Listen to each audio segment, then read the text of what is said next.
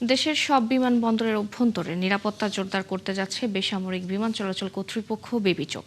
এজন্য 15 জুনের মধ্যে বিমানবন্দরে ব্যবহৃত সব বাহনে ভিটিএস নামের এক বিশেষ ট্র্যাকার যোগ করতে আদেশ দিয়েছে সংস্থাটি। এর ফলে ঘন কুয়াশা বা যে কোনো অবস্থায় রানওয়ে সহ সব জায়গায় এসব যানবাহনের উপস্থিতি টের পাওয়া যাবে, যাতে দুর্ঘটনা শূন্যের কোটায় নেমে আসবে। মোহন ইসলামের প্রতিবেদন। গেল বছরের নভেম্বরে ঢাকার হযরত শাহজালাল আন্তর্জাতিক বিমানবন্দরে কোস্টগার্ডের ধাক্কায় এয়ার ইন্ডিয়ার একটি প্লেনের নোজ হুইল ক্ষতিগ্রস্ত হয়। এই দুর্ঘটনার কারণে সেদিন ফ্লাইট বাতিল করতে হয় ভারতীয় এই বিমান সংস্থার। 2022 সালে শাহজালালের হ্যাঙ্গারে বিমানের দুটি উড়োজাহাজের ধাক্কা লাগে। হ্যাঙ্গার থেকে একটি বোয়িং 737 বের করার সময় সেখানে থাকা আরেকটি বোয়িং 777 উড়োজাহাজকে ধাক্কা দেয়। এর কয়েকদিন পর ইউএস বাংলার একটি ট্রলি ধাক্কা দেয় বিমান বাংলাদেশের উড়োজাহাজে। 72 ঘন্টা ময়েশ্চার লক সমৃদ্ধ লিলি বডি ওয়াশ শিয়া বাটারের গুডনেস স্কিন রিপেয়ার করে রাখে সফট ও গ্লোয়িং।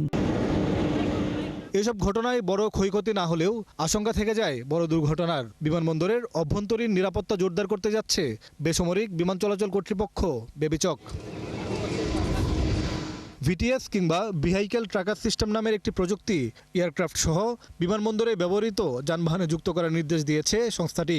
আমরা বলছি আপনার ভিটিএসটা এই জিনিসগুলি থাকতে হবে, তার ফ্রিকোয়েন্সিটা হতে হবে এরকম, এটা ক্যাপাবিলিটি থাকতে হবে এরকম, এটা সক্ষমতা থাকতে হবে এরকম। আপনি যে কোনো কোম্পানি থেকে নেন, কিন্তু আমার এই 4-5টা ক্রাইটেরিয়া মিট করতে হবে। এই জন্য আমাদের একটা আলাদা কমিটিও করে দেওয়া আছে, একটা সেল আছে আমাদের অফিসারদের স্পেশালিস্ট। এই প্রযুক্তি সংযুক্ত থাকবে ঢাকায় বসানো নতুন রাডার থেলাসের সাথে।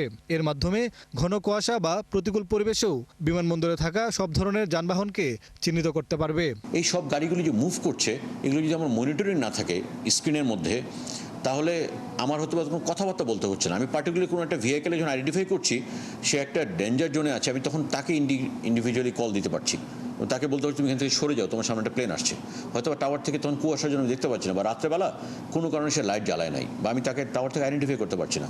এই যে সেফটি হ্যাজার্ডগুলো এড়ানোর জন্য, মানে আমার ম্যানুভারিং এরিয়াতে অ্যাপ্রনে, এটার জন্য জুনের 15 তারিখের মধ্যে সব এয়ারলাইন্সকে সব বাহনে এই প্রযুক্তি সংযুক্ত করতে বলেছে বেবিচক। না করলে বিমানবন্দরে প্রবেশ নিষেধাজ্ঞা দেওয়া হবে তাদের।